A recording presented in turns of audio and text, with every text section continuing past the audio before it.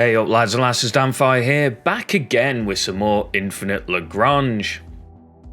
So today I'm going to show you the base variants of the new Phase 3 ships. Just quickly though, something to note, the Phase 2 ships aren't available in Phase 3. That's the Quor, both variants, the Jaeger, both variants, and the Corvette, the CVT-800. I think that's all of them. So yeah, they are unavailable in Phase 3. So if you are trying to get them, make sure you get them in Phase 2 before you move to Phase 3, because you won't have access to them at all. I have spoken to the devs about this, because some of those ships are very, very powerful. The Quor torpedo variant's a baby Callisto.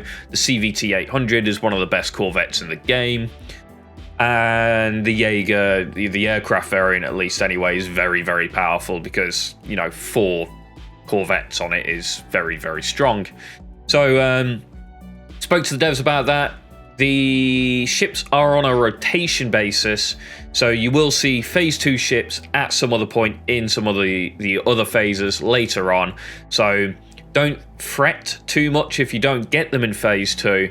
You will eventually see them again. They haven't given me a time frame or anything like that, which leads me to believe that we got more ships in Phase 5, new ships anyway, and maybe Phase 6. So it could be a while till you see them again, potentially, but you will see them again. I have been made aware of that, at least.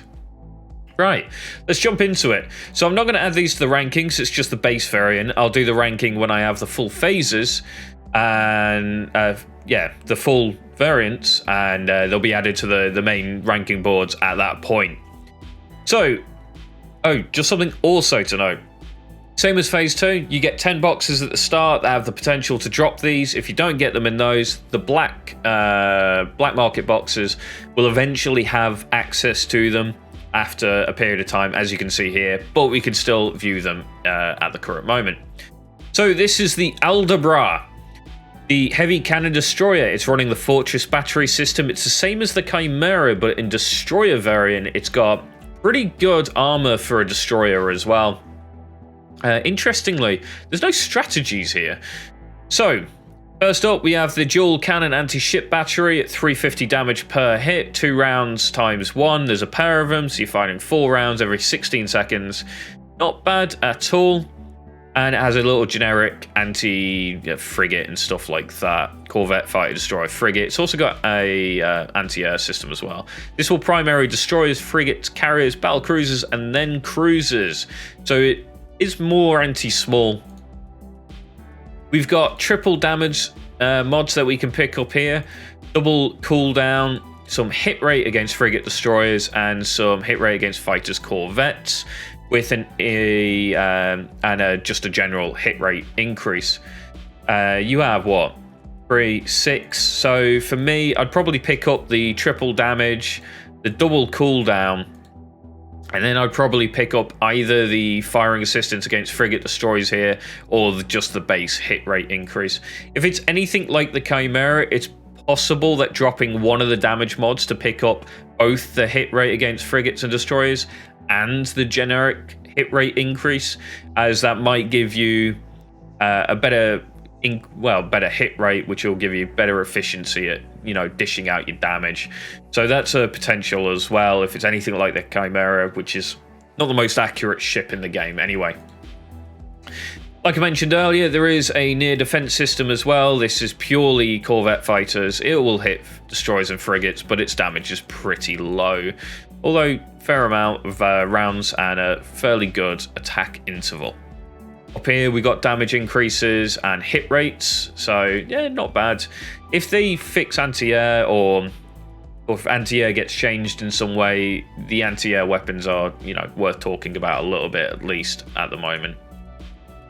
Armor, we got double physical resistances at 2 per level, 4, so you can go up to 16 physical resistance, bring this to 46 armor, which is pretty high for a destroyer. So yeah, not bad at all. Combat roll wise, it is front row, so it is going to be tanking that damage, so having that added armor is going to help you out here. Propulsion wise, nothing special here, no evasion or anything like that, just your cruising speed and warp speeds. Not a bad little ship. It would rate quite highly, I think, in the rankings. Just the base variant. We don't know what other variants there are yet, so base variant, I'd probably rank in high A or mid A, somewhere around there. It's not a bad little ship. We then have the Congomara Chaos class cruiser with a huge bow railgun, doing 1200 damage per hit, firing 2 rounds every 12 seconds. That's pretty rapid firing for a big giant gun such as this. It's also got double railgun damage, double cooldown, and then we got generic hit rate against cruisers, siege damage, increased system HP, and sync all weapon systems in the system to focus fire on one single target, and reduces cooldown by 80% every 90 seconds for 8 seconds. If it was me going on this, I'd probably be picking up double cooldown first, then the double damage, then the strategy, which is 5, leaving either the hit rate. Yeah, I'd probably take the generic hit rate on this one over the hit rate against cruisers. It's, 1 extra percent. Cruisers, battlecruisers, auxiliary carriers, battleship. Yeah, you shouldn't have too much of an issue hitting most of those, so having a generic hit rate will be more worthwhile, I feel. But this is not all. It has got an anti-aircraft system, which is a pretty decent missile system, so that's not bad.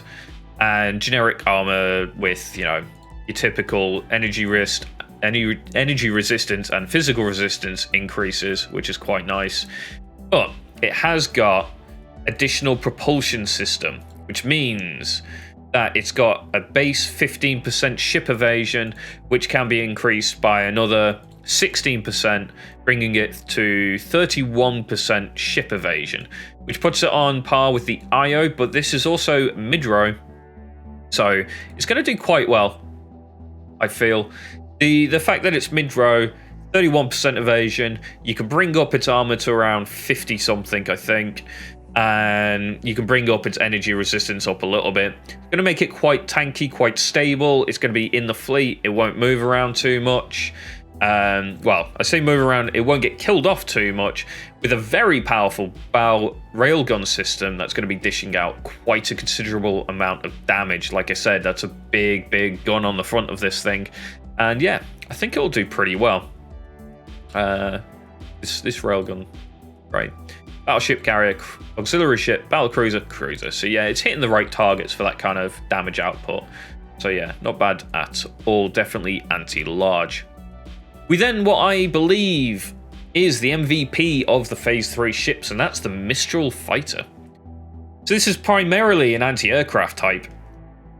And if it does go for anti-aircraft, like it's supposed to, like it says it's going to be very powerful. Now, I'm led to believe that it will do what it says on the tin, because we got these new little perks that have popped in a couple of patches ago now. And lock onto any aerial target on the battlefield. It's also got attack against primary weapons, so it'll deal additional damage to the target's primary weapon system, potentially knocking that out. So that's quite cool as well. So even after it's killed fighters, it might not have the best damage versus everything else, but if it can knock out a weapon system or two on enemy ships and stop them firing, that's pretty good. Now, the reason I'm led to believe that I think this will do its job probably, is the focus on aerial targets, prioritizing fighters and interceptors. So yeah, I think it's going to work. It's also got this nice little strategy. When the target HP falls below 20%, it increases attack chances in a single round by 1 and reduces attack interval by 40%, increasing its base damage and reducing its overall cooldown. So yeah, it's very good strategy, that one actually. It's got double double cannon damage, hit rate, double cooldown. We've got double crit damage, so this is going to be quite interesting. Double crit damage. I'd probably be running double cooldown, double crit damage, both of these strategies, So that's 6 already. How many slots does this thing have? 2, 4, 6. So we got a choice of 1 extra. I'd potentially go for the hit rate, just to increase its hit rate, but there's also a reduced target selection time, which is going to be very strong as well. So difficult to choose here. Either hit rate, target selection, the crit damage is going to be good as well. So bit of a leeway on that last slot for me anyway. If it doesn't need the focus on aerial targets, it's going to do it anyway, then this could be dropped, but we will have to be able to test that, and no one has it currently, so it's untested.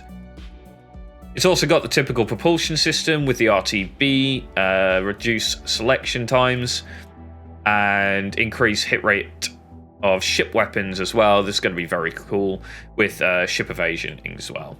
I don't really go for ship evasion too much on fighters. I don't too much if they die, so I just try and get as much damage out of them as possible. That's a personal preference thing. HP on its armor. So yeah, very, very cool little fighter. If this does what it says on the box, it's potentially the best fighter we have at taking out enemy fighters. So this is going to be very, very strong indeed. So there you have it. That's the base Phase 3 ships. Well, yeah, pretty cool. The Congomara, fantastic anti-large ships. The Mistral, potentially one of the best anti-aircraft we have, if not the best anti-aircraft fighter we have. And the Aldebra, a very solid destroyer that should do pretty well in most situations. So yeah, looking forward to testing these ships out, having to see what variants are possible on them as well is going to be interesting. And I'll get those, redo this video, and update all the ranking with these new ships in them, so you can have a browse of those and see what you're hoping to get, crossing your fingers for from the boxes. Hope you found this informative and enjoyable, and don't forget to like, comment and subscribe, and I'll catch you guys next time.